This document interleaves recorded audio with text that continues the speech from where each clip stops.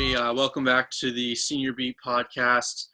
Today we're joined by Kevin Stevens, a two-time Stanley Cup champion as a member of the Pittsburgh Penguins, a three-time NHL All-Star, and an NHL first team in 1992. We're really glad to have you. Thanks so much for joining us. Yeah, no problem, guys. Good to be here. How have you been doing? How's quarantine going for you? Quarantine, right? How is it doing for all of us? It's getting a little old, but it's trying to do best we can, right? We're all in it together here, so it's some days better than others, but just try to get through it, right? Yep. Yeah. No good with no sports, I'll tell you that much. Oh yeah. Can't go home and throw a game on anytime. That's kind of tough, Yeah, no sports has been tough. It's hard to listen to sports radio. I try, and then they just talking about the same thing over and over again. I know, I do too.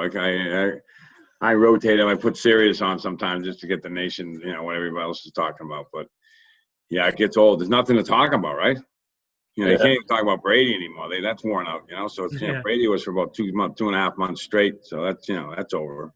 It was like Brady and Gronk for a little while, and then everyone's like, all right, that's over. Well, now what? And now they don't know what to talk about. I know. Well, obviously the basis of why we started the Senior Beat was for seniors in high school and college. And, we're going around, we talk to other athletes and, we get their perspective. So for you, obviously you went to Silver Lake where we go to school.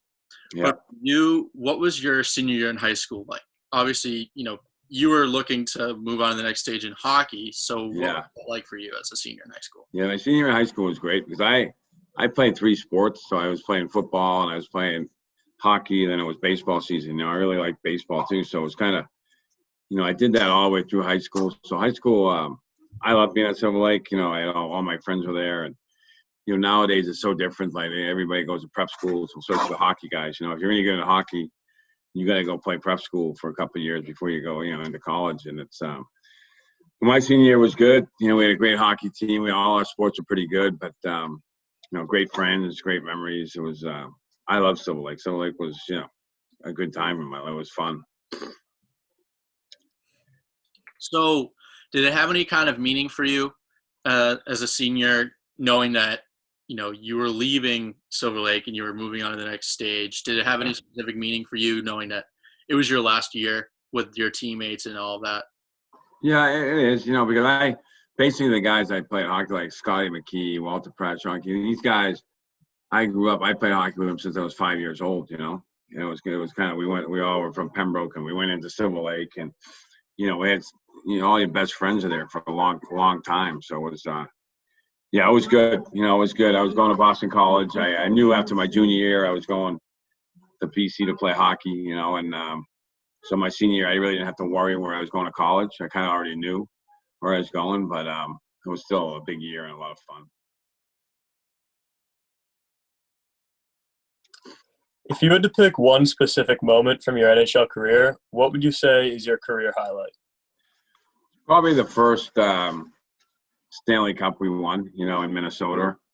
We won that. Everybody says that. It's kind of like, but it is. It's because it's 2 months. You play 2 months to kind of win that thing. It's no, if you can, and it's every other night, and it's so much fun. It's one of those things where it's really 23 guys and 3 or 4 coaches and trying to figure out how to win every game every night. And that's as an athlete, as a player, like that's pretty good. All you got to worry about is trying to go beat the Rangers or the Devils, the Flyers. It was a lot of fun. So I think that's the highlight. But so many great highlights in the career.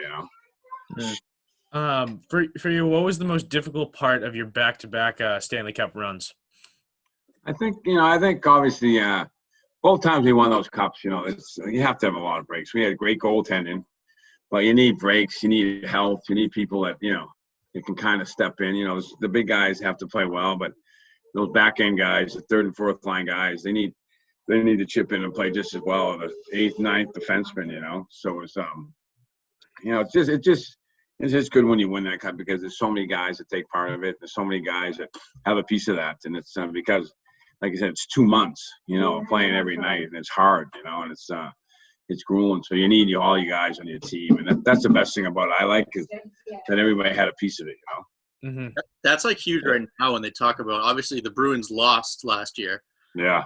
Game 7. But the way that they've come back this year with such, like a vigorance, and they've just played so well, everyone's just like, they can't believe it, because everyone always talks about the slump that you hit, after you lose the Stanley Cup. But they've seemed to come out and have such like a great year, and it's been really cool to watch, even just as a Boston sports fan in general.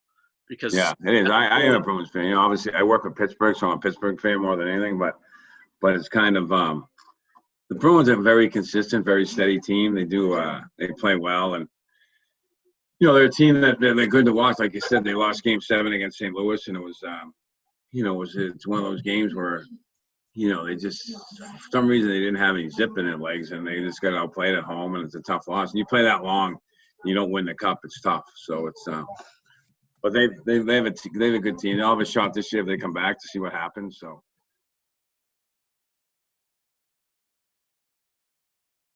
They're really good. You mentioned you work with the Penguins now. What's it like being able to work with them now, like as like a different role?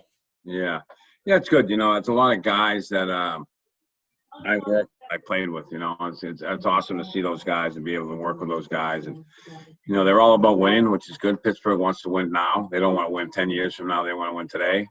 And I think that's, we've been working for any team or any organization. That's the best thing about it. You want to win now, right? You want to have that opportunity every year to win. We got Malcolm Crosby. We got guys that we need to win with now. They're getting into the third, low 30. They played a little while, but our nucleus is now, and that's a good thing about it.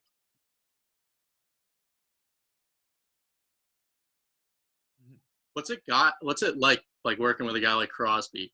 Such like a dynamic player, and he's just known all across sports as just he's a generational talent in the hockey, in the hockey world. So he's a special player. Obviously he's a winner. He's won 3 cups, and he's a guy that knows what it takes to win. He's a leader, and he's just one of those guys you can you never get sick of watching. He's kind of pretty good the way he moves and the way he skates, and he's a guy that can carry a team for a while, but great guy to have. We're lucky to have him in Pittsburgh along with Malcolm. We have some pretty good players there. So he's great to watch. And he's a good guy to be the leader of your team, because he knows how to win. So for you, you were named to multiple NHL All-Star games. And for you, what was it like being named your first one? Did it have a different feeling for you to be named to your first NHL All-Star game rather than?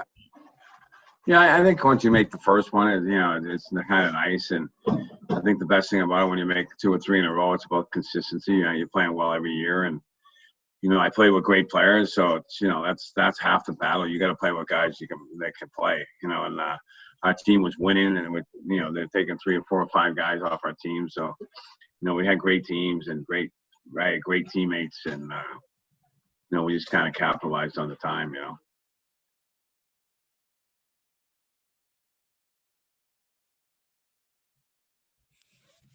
So you ended up playing for the Bruins for one season, or you were with the Bruins. What was it like getting to play for your hometown Bruins? Yeah, it was good. It was great to come here. We were supposed to be a lot better than we were, so that was kind of tough. We didn't play as well as we thought we'd play, and we had good players, a good team, but we struggled a little bit, and I didn't stay here long, and so it was. I really didn't get a real good feel, because we really didn't get going that well, and. But it's always nice to play here. It's a great sports city, and especially when you win, it's a real good city. You need to win, but we just couldn't get over that hump for a year there. What was it like the first time you took the ice in your home state? Yeah, that was good. I always had big games here in Boston when I played with Pittsburgh. It's like scored a lot of playoff goals. I had 4 goals one night in Game 5 here, in Boston. The series was tied 2-2, and it was a big game. So I always loved coming back to the old Garden and playing here and trying to beat the Bruins, and had a lot of friends. So that was the best. I loved coming back here. That was the top place I'd like to come back to, and play. Yeah. We beat the Bruins both times. We went to the Cup. We beat the Bruins in the Eastern Conference Finals. They were good. There was only 4 teams left, and we were playing them 2 times. We had to get there. They were a good team.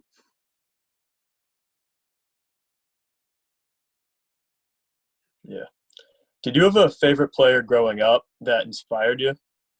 I think I grew up in that Bobby Orr, Phil Esposito. I grew up in that era there when they were the bad Bruins. Every night 7:30, we watched them. It wasn't like there wasn't all this cable stuff like there is now. TV 38 and 7:30, and it was the Bruins. That's what we did. And it was awesome.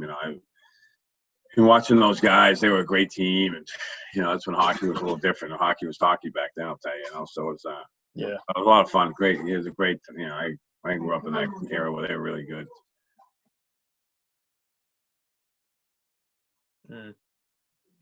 If you were given the opportunity, would you have wanted to stay in Boston longer as a player, or were you looking to kind of move on? I don't really know. It was tough to call. I wasn't playing great that year, and there's a lot of pressure. And I wish things would have worked out better. I wish we could have won. I wish as a player and as a team, we played better and we were a better team. I think that would have been better, but we weren't playing well, so it was hard. But it's a city where you wish you could. I wish I could have won here. I wish it could have been better.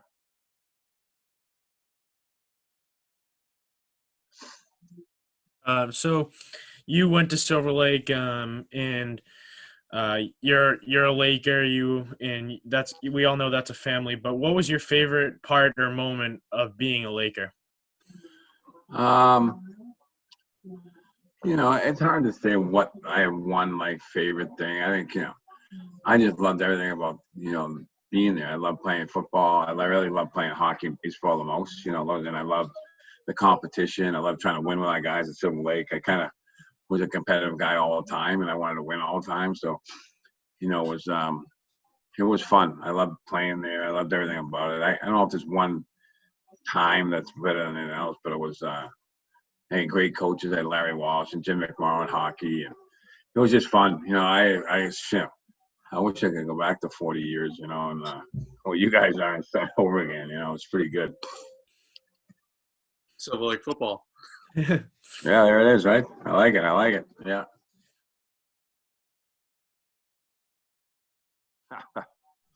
You have a senior at Yale who, as you've told me, had his commencement earlier tonight. How difficult was it for him not to be able to finish his senior hockey season? Yeah, they had just it's funny. They had just beat Union in overtime to move on to the next round to play Quinnipiac, and they put the end to it. They kiboshed it right there, and it was it's been really hard for him. It's hard, when they go all that time, and the next thing, they end the season. It's crazy what happened, for all of us, right? For everybody, they just pulled the rug out from everything in this place, and, they had to do what they had to do, but I feel bad for him. I wish he could have finished playing, and see what happened. My uncle actually was drafted into the NHL. I think he would have been near the time that that you were into the league, and he's actually a head coach at a Division I program now. Oh yeah. And I talked to him on the phone not too long ago, and I talked to him about the season and having that canceled. And he said sort of the same thing that you did. He's in the ECAC, and so it was tough because they were trying to make a run, and I feel terrible for all those teams because it was just. That's the same. Yale was ECAC too. They're Ivy League, but they're ECAC, so they're getting ready for the second round too. And that's kind of he kind of pulled the rug out, but it's so good, Yeah. It's so good that it's crazy how it all happens, Yeah. Does your son plan to enter the NHL? He was drafted by Carolina in the 5th round, a couple of years back. So he's going to have an opportunity to play. It's just a matter of when it's all going to happen. It's he has to really. They may not start the next season where they're talking until December. Mm-hmm. You got a long time here to kind of sit and wait and see what happens, where he goes, and what happens. So, he works out every day and try to stay, as ready as he can. But he definitely wants to play.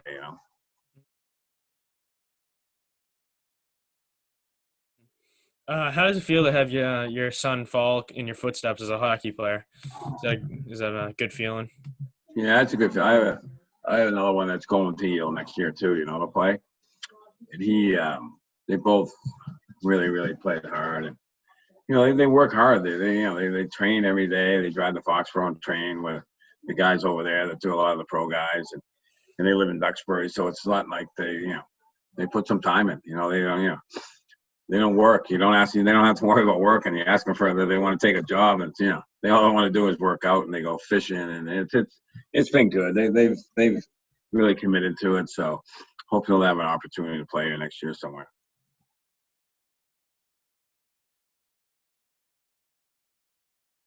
Speaking of, you're talking about the NHL season and, your son potentially playing. Have you heard about the new format that they're talking about coming back with? Yeah, they change it all the time. I've heard they want to come with 24 teams and yeah, they said that today. They're talking about 24 teams and start right into the playoffs and see what happens. But I don't know. We'll wait and see. It's just changed. This thing is social thing. The way they how they're going to do it is just there's going to be a lot of snags because these players have to agree a lot of things, and it's like, the owners have to do things. There's going to be so much give and take. What are they going to do? How are they going to do it? And it's just, 2014. I jump right into playoffs after training camp for a month. So it's going to be interesting. It's going to be fun. It'll be exciting, right? It's going to be, they can come back and play anything. It's sports, right? Any sport, anything to watch. It's kind of crazy because you have, more than half your league in the playoffs, which is completely crazy. But then never happened. And there were so many teams on the bubble in that league on the cusp of that. I guess so, but would it almost make more sense to just play out the rest of the regular season? Yeah, I thought the first time they said they were going to play 8 games to give everybody an opportunity to play. Everybody, I think they're at that 68, 69 games, whatever. They're going to play 76, I think. And when you get to 76, top 8, top 16, make it, and then you go from there like they usually do, But somehow it must be more money involved here. There must be a way these owners can make more money doing it this way. That's the only. When you get to the pro level, it's about finding like how we're going to make the most money. I think this is gives everybody a playoff share. There's going to be no fans, so I don't know how this thing's all going to work.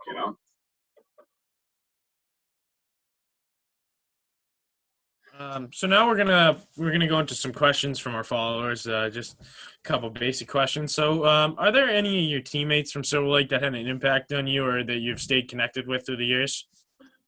Yeah, this guy like Scotty McKee's a good friend of mine.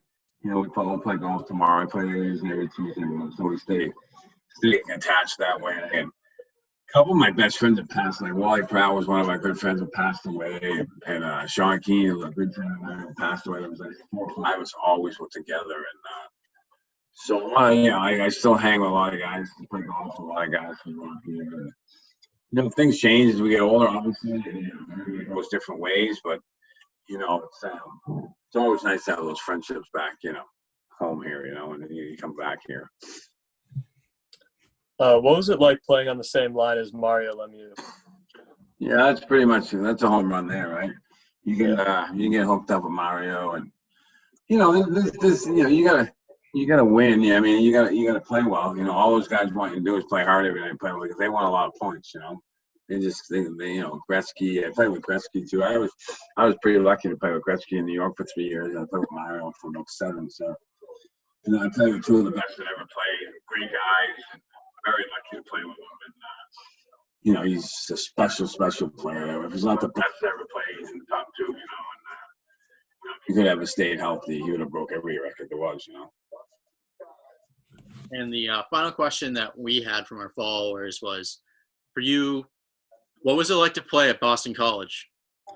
Yeah, BC was good. Another great place. I love that place. It was so much fun, so much good friends, so many good memories.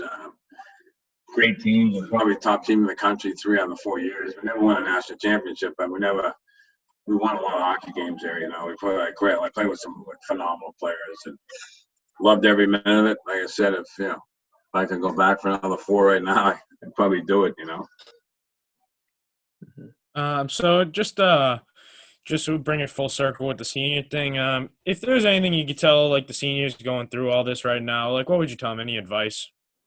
I think the biggest thing we can all do is just kind of take this thing a day at a time, right? That's how I try to take this thing. I don't have any answers. I don't have any big things, but it's it's no fun for any of us, right? It's no fun to like social distance. It's no fun to like have a schedule. Have like as a pretty routine guy, like I like to get up and have a schedule. I get up now and it's like, now what, right? It's like, what are we gonna do today? It's as you get older, it's not like you guys, can run around a little bit, whatever, but we still gotta be careful. I just want things to come back. I just want for us all to kind of get back to that normal part again where we can enjoy our life. And, whoever would have thought, we'd be in this situation, Yeah. Well, that just about wraps up tonight's episode. Thank you, Kevin Stevens, for taking the time to do this with us. We appreciate it. No problem, guys. My pleasure. It's good talking to all you guys, and best of luck at the lake. Have a good time, enjoy it, and try to get through this thing. Thank you. We appreciate it. All right, guys. Good talking to you guys. Have a good one, Kevin. Thank you. You guys.